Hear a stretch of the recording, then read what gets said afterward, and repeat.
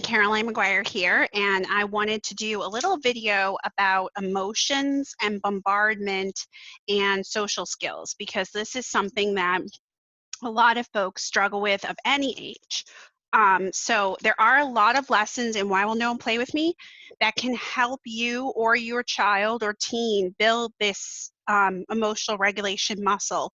And they can be really, really helpful and fun. But I wanted to say a couple things.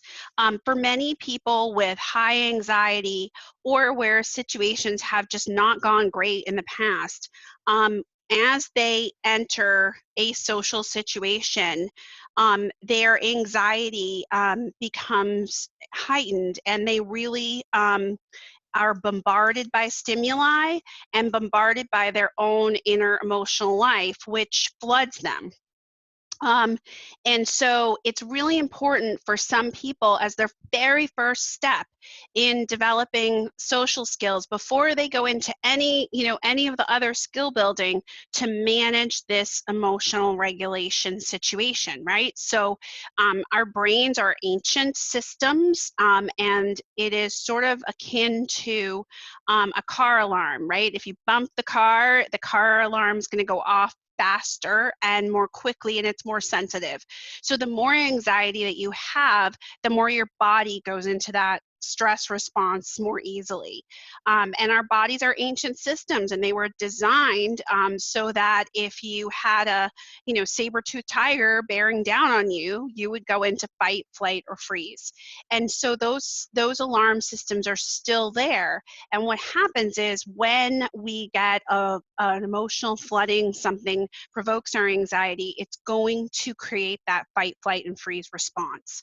And so a lot of times when we're talking about asking someone to, reach out by text to friends, or go somewhere and be with people, or to jump into a conversation more, the piece that they are struggling with the most is this anxiety, and is how do I do this?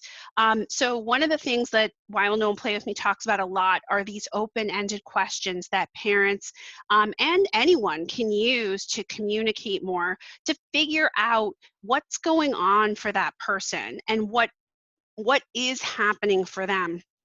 And I always use the image of the saber-toothed tiger that you can find in Why Will No One Play With Me. And I show it even to little kids, even to teenagers, so that they understand their brain and they understand that ancient alarm system, right? Explain to them what fight, flight, or freeze is, and talk about what does that flooding process feel like for you. And then there's one other thing that I think can be really helpful, and that is rituals that people can develop to help deal with this emotional response to being triggered, having that big emotional reaction to a person or situation, or to just this anticipatory anxiety, right, that floods over them. A lot of times as parents, we become that sort of Band-Aid, and we help them, and we prepare them, and we preview with them, and that's great. But what we want to do is build the skill so that they have those rituals, and they have those processes, and they know themselves, and that they can enact those strategies when we are not around and know the benefit of them. So, is it that you arrive early? Is it that you preview for the child? Is it that they know the players and they've thought things through? Is it that they're ready with something they can do when they feel like they're getting that emotional response?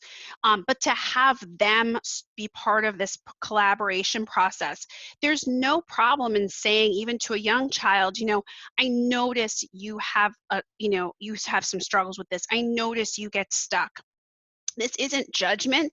This is just, I notice. And then asking them what happens for them, and trying to figure out collaboratively, like, what can you do?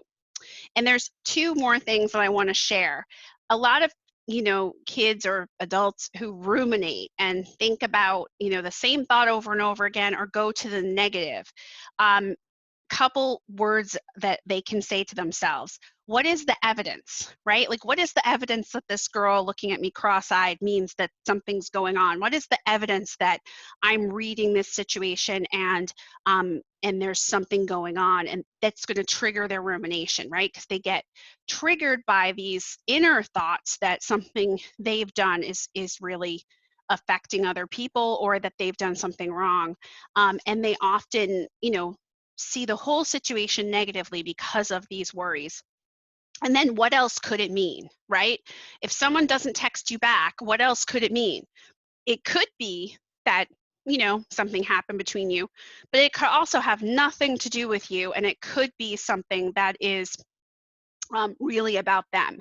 So for kids, teens, young adults, anyone that we're talking about where rumination and getting stuck on those negative thoughts is a real issue, which is something that keeps us from reading cues, keeps us from reading the room, and keeps you, stuck.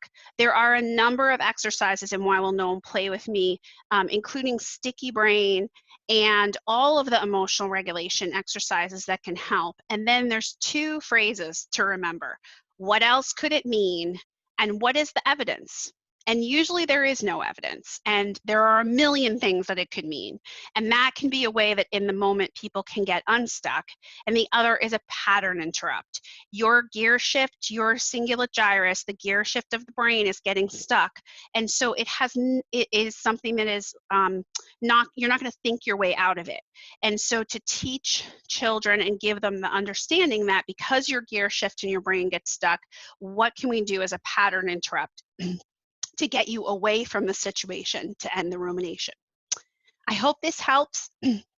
Emotions are a big issue, and before we can build any skills, in some cases we have to deal with the emotional component, and it can be the thing that is keeping people from moving forward. So if this is something that is going on for you or for your child or teenager, I'm hoping this video can help, and do use the lessons in Why Will No One Play With Me, because they will definitely build that muscle.